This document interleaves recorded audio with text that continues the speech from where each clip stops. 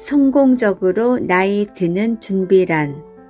은퇴 겁쟁이로 살지 않으려면. 미국에서 싱글맘으로 오래 살아서인지 제법 자주 듣게 되는 질문이 있다. 왜 새로운 사람을 만나지 않느냐고 말이다. 미국은 파트너가 있는 것을 꽤 중요하게 여기는 사회이다. 사실 땅덩어리가 너무 크고 이웃이나 친구도 한번 이사가면 다시는 못 만나기 일쑤인 미국에서 가족은 절대적으로 중요하다. 나와 절친인 미국 친구 콜린과 그녀의 남편 스테판은 내가 혼자 사는 것에 대해 늘 걱정해 주었다. 심지어 스테판은 그러다 내가 어느 날 갑자기 죽게 되면 어쩌려고 하냐며 제법 근심 어린 목소리로 물어왔다. 스테판에게 있어 파트너란 존재는 물이 있어야 하고 공기가 있어야 하는 것만큼 생존을 위해 절대적으로 중요한 것이었다. 그래서 물이 없고 산소가 없으면 사람이 죽는 것처럼 파트너가 없는 내가 어느 날 갑자기 죽을까봐 걱정이 된다고 했다. 관심을 보이는 사람들도 가끔씩 있었다.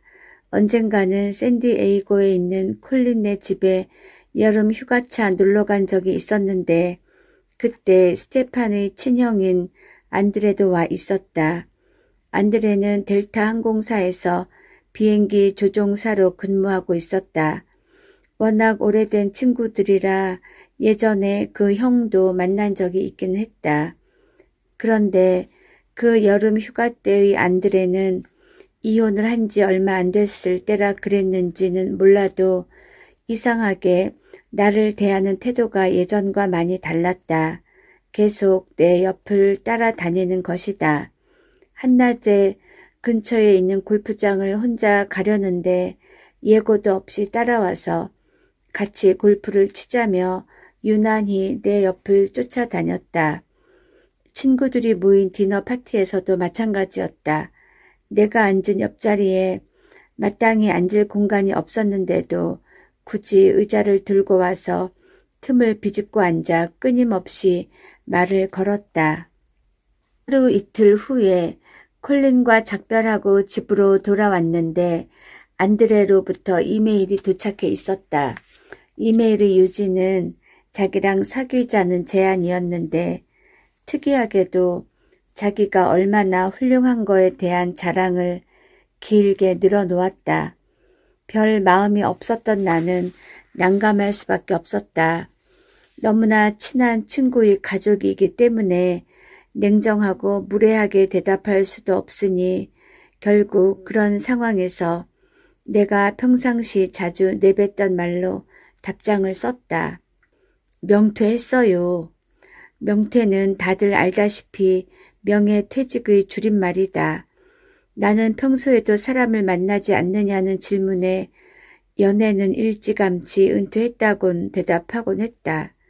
친했던 유태계 심리학 교수는 나의 명퇴 선언에 대해서 이렇게 농담을 했었다. 남들은 명퇴하고도 다른 대학에서 다시 일을 시작해 돈을 2배로 벌어요. 그러니 포기하지 마세요.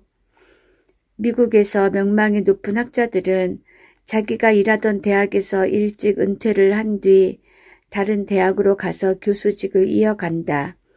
그렇게 양쪽 대학에서 연금과 월급을 모두 받는 경우를 종종 볼 수 있다. 사실 결혼 생활 중 금슬이 좋았던 사람들이 배우자를 먼저 떠나보낸 후 더 빨리 재혼하는 경우가 많다고 한다. 결혼에 대한 좋은 기억을 가지고 있기 때문에 그 그리움에 비교적 빨리 새 사람을 만나는 건지도 모르겠다. 반대로 결혼 생활이 힘들고 괴로웠던 사람들은 이후 2번째 결혼을 선택하지 못하는 경우가 많다. 나의 경우가 그러하다. 결혼 후 시작된 생활이 너무나 힘든 기억으로 남아있는 나에게 아무래도 명퇴는 계속 유지될 것 같기도 하다. 미국에 살 때 커뮤니티 칼리지에서 몇 년간 성악을 배운 적이 있다. 내게 성악을 가르쳐준 지금도 페이스북 친구인 그 교수님은 70이 넘은 나이로 40년 넘게 성악을 가르쳐 왔다.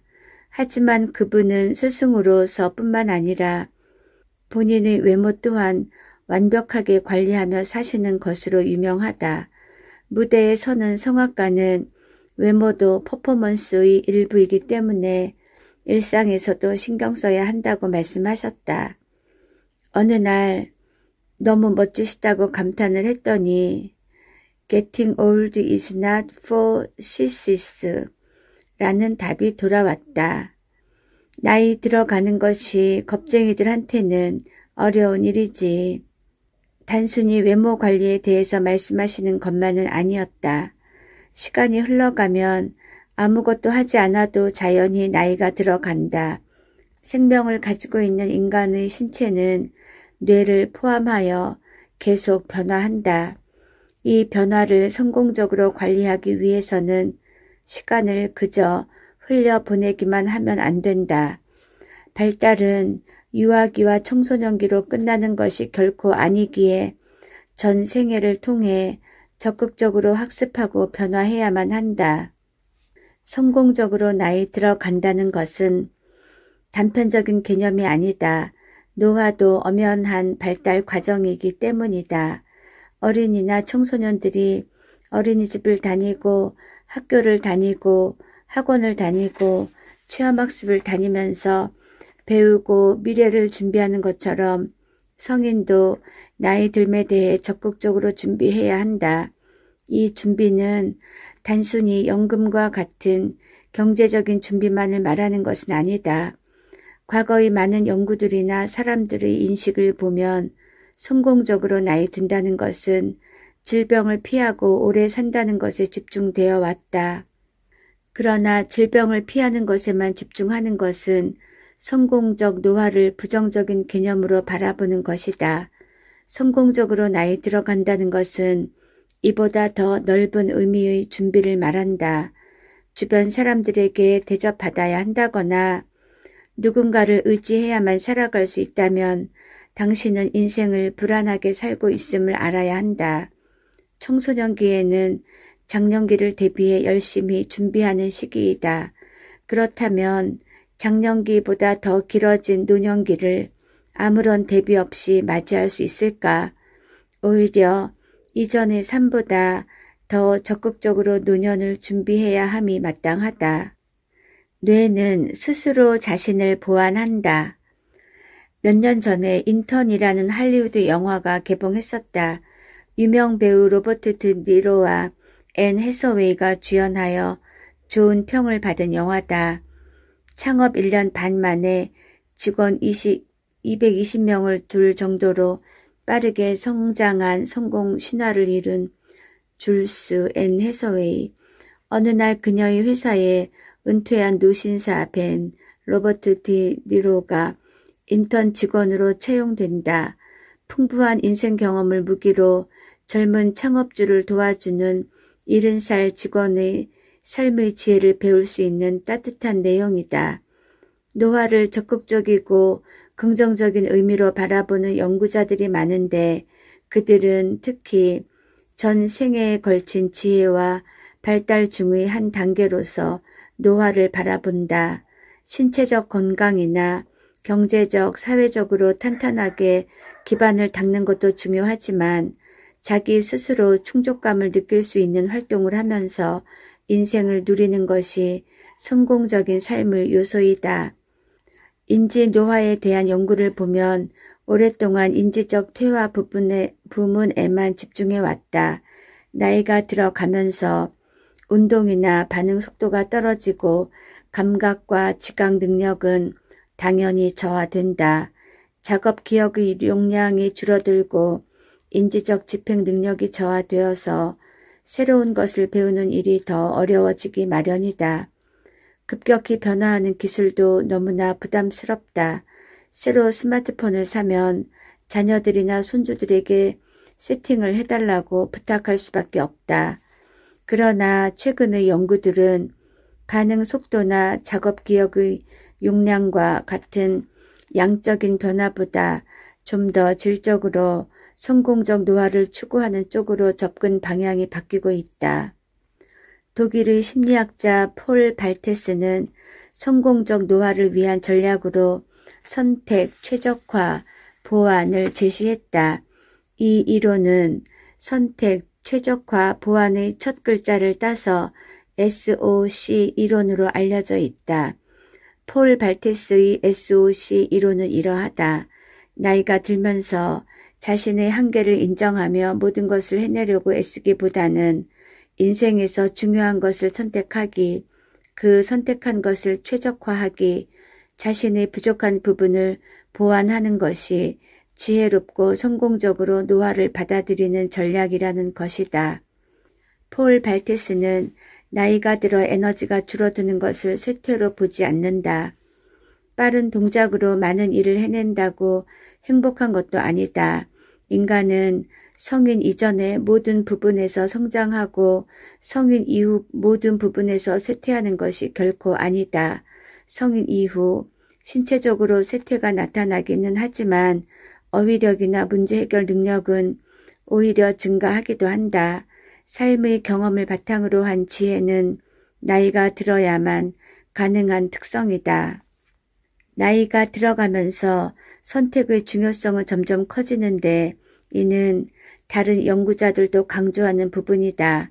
스탠퍼드 대학의 심리학자 로라 칼스텐스는 사회정서 선택 이론을 제시한 바 있다. 이 이론에서는 인간이 자신에게 남아있는 시간이 한정되어 있다는 것을 의식할 때 더 가치 있는 삶을 살 수 있다고 이야기한다. 일반적으로 늙음이 아닌 젊음을 추구하는 것이 사람에게 있어 당연한 일이다. 하지만 젊은이와 노인을 비교한 행복 연구들을 보면 노인이 더 행복하다는 결과가 나오곤 한다. 왜 그런 결과가 나오는 걸까? 생명의 한계를 인정하게 되면 모든 것을 다 하려고 애쓰기보다 선택을 하게 되고 이런 선택이 가치 체계의 변화를 만든다. 젊었을 때는 일에서 업적을 이루는 것을 높은 가치로 두는 경향이 있고 성취 중심적인 목표를 가지고 산다. 그러나 나이가 들어가면서 이러한 가치 체계는 성취가 아닌 정서적 목표로 변화하는 경향이 있다. 정서적 목표를 선택하고 집중하는 노인들은 정서적 조절 능력이 높아지게 되므로 좀 더 삶을 행복하게 느끼게 되는 것이다. 뇌과학이 발달하면서 노화와 관련된 뇌 활동에 대하여 많은 연구가 진행되었다. 뇌는 알아서 스스로 보완한다. 뇌의 활동을 보기 위한 가장 대표적인 방법은 기능적 자기 공명 영상을 이용하여 뇌가 현재 사용하고 있는 산소의 양을 분석하는 것이다. 이렇게 산소의 양을 분석하는 것은 뇌의 특정 부위의 활성화를 볼 수 있게 한다. 사실 뇌 활성화의 결과를 해석하는 데에는 여러 문제가 있다. 예를 들어 뇌 활성화가 더 많이 이루어진다는 것은 무슨 의미일까? 뇌가 더 많이 일한다는 것은 그 인지 기능이 활발하다는 것으로 간단히 생각할 수도 있다. 흔히 생각할 때 나이가 들어가면 뇌 활성화가 줄어들 것으로 예상할지도 모르겠다. 그러나 노인을 젊은이와 비교하면 기억 과제를 수행할 때 노인의 전두엽 활동이 더 많아지는 경향을 보인다. 나이가 들어가면서 기능적인 수행은 떨어졌는데 뇌가 더 활성화된다면 이것을 어떻게 해석하는 것이 맞을까?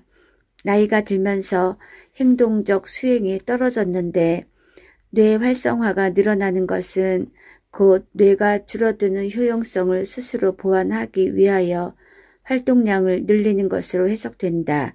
다시 말해 행동적으로는 저하되지만 이와 연관된 뇌 활성화가 증가한다는 것은 곧 보완적 활동으로 볼 수 있다. 나이가 들면서 뇌의 보완적 활동을 보여주는 대표적인 경우가 좌뇌와 우뇌의 협동이다. 뇌는 꼭 필요한 만큼만 활동한다. 부분적인 활동만으로 기능이 가능하면 나머지 뇌를 모두 쓰지는 않는다.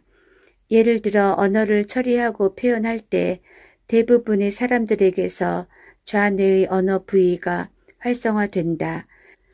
그러나 노인들의 경우 언어를 처리할 때 좌뇌와 우뇌 양쪽 모두가 다 활성화되는 경향이 있다. 이렇게 좌우뇌 각각의 반구들이 구별되어 활동하는 일이 나이가 들면서 줄어드는 것을 설명한 것이 헤롤드 이론이다. 헤롤드는 노년기의 반구 간 차이가 줄어든다는 의미의 첫 글자들을 모아서 이름을 만든 이론이다. 이 이론의 모델은 인지적 부담과 뇌의 효용성을 뇌가 스스로 보완하는 뇌의 보완적 활동에 대해 설명한다.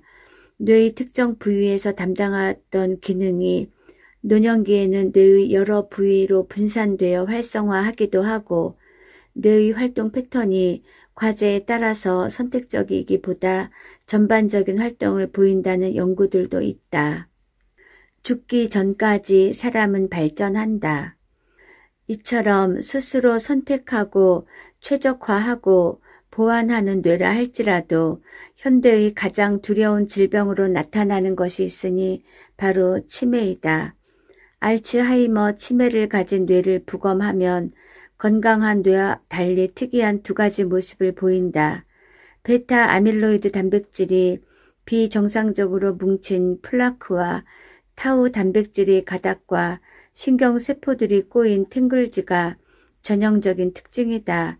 수많은 연구들이 진행되고 있지만 이 플라크와 탱글즈가 질병의 원인인지 아니면 다른 질병으로 인한 결과인지조차 확정할 수 없다.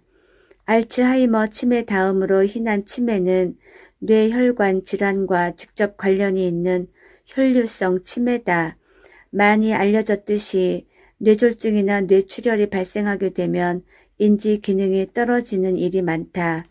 최근 연구에서는 정상 수위에서 많이 벗어난 고혈압이나 저혈압이 인지 능력의 저하와 관계가 있다고 알려지면서 뇌혈관 기능과 인지 능력의 관계에 대한 연구도 많이 진행되고 있다. 많은 질병의 검사와 예측은 통계적이고 확률적이다. 유전자 검사도 역시 마찬가지다. 치매를 일으킬 가능성이 더 많은 유전자를 가지고 있다 해도 모두 치매 증상을 보이는 것은 아니다.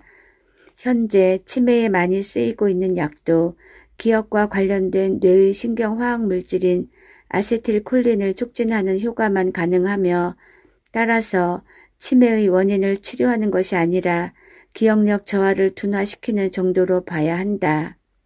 주변을 보면 치매 환자는 점점 더 많아지고 있다. 내 부모님은 괜찮을까? 혹 나중에 나도 치매에 걸리면 어쩌지 하는 염려는 당연한 것이다. 이런 음식이 좋다더라, 이런 활동이 좋다더라 하는 의견들도 제각각이다. 그러나 성공적인 나이 들기는 질병을 피하기 위한 소극적인 접근이나 단편적으로 이것 하나가 좋다라는 정보가 아닌 삶의 전체를 보는 적극적인 시각이 필요하다. 켄터키 대학교의 데이비드 스노든 교수는 678명의 수녀들을 대상으로 알츠하이머 치매와 관련된 연구를 진행하였다. 연구 대상자였던 노트르담 교육 수도회의 수녀들은 교육에 높은 사명감을 가진 사람들로서 이 연구의 참여에 동의하였다. 모두 75세 이상인 이 수녀들은 남은 생애를 통하여 정기적으로 행동검사 및 인지검사를 받았고 사후에 뇌를 기증하여 치매 연구에 결정적인 공헌을 하게 되었다. 놀라운 결과가 나왔다. 어떤 수녀님은 전혀 치매 증상을 보이지 않다가 85세에 심장마비로 돌아가셨다. 그런데 그분은 생전에 시행한 인지검사에서 꽤 높은 결과를 보일 정도로 인지 능력이 양호했는데 막상 사후에 검사한 수녀님의 뇌에서 상당히 진척된 치매성 뇌신경 손상이 발견되었다. 그런가 하면 반대로 심한 알츠하이머 증상을 치매 증상을 보이던 한 수녀님의 경우 사후의 뇌 부검에서는 미미한 손상만이 발견된 경우도 있었다. 최근에 미국 시카고 러시 의료원의 로버트 윌슨 박사 연구팀의 연구 결과는 더 높은 수준의 교육이 치매의 시작이나 진행 정도에 상관관계가 없다는 결과를 보여주었다.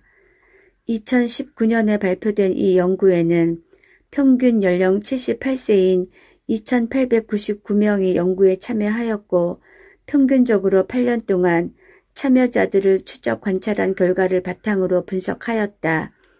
이 연구 결과를 보면 나이가 들어서 교육 수준의 차이가 각 사람의 사고력이나 기억력의 우수함에는 어느 정도 상관관계가 있으나 치매 발병이나 진행에는 아무런 영향을 끼치지 않는다는 것을 보여주었다.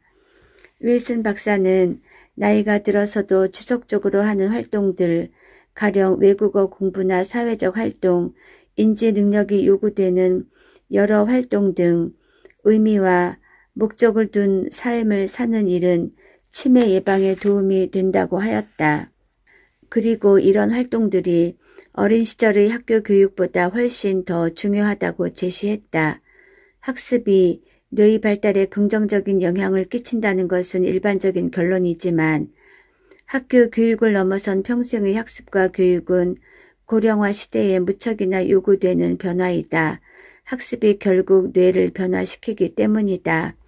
수녀들을 대상으로 한 켄터키대의 연구 결과 중 언론에서 가장 조명을 받은 것은 치매와 글쓰기 스타일의 연관성에 관한 것이었다.